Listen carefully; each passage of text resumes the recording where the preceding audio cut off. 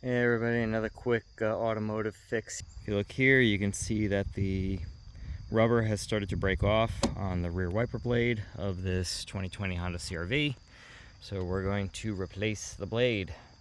And actually I was shocked to find how easy this is to do. So lift this up and just kind of rotate it.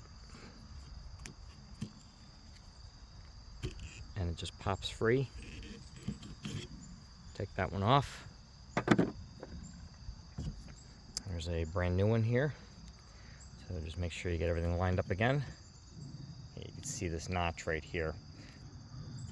Drop this on so that goes into place. And we're gonna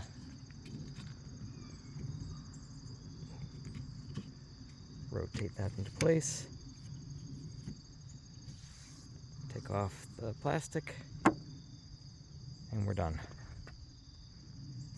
Quick and easy. All right, so again, just a quick fix, something you can probably do yourself, save yourself a lot of money having to go to a dealership or a repair shop to do it.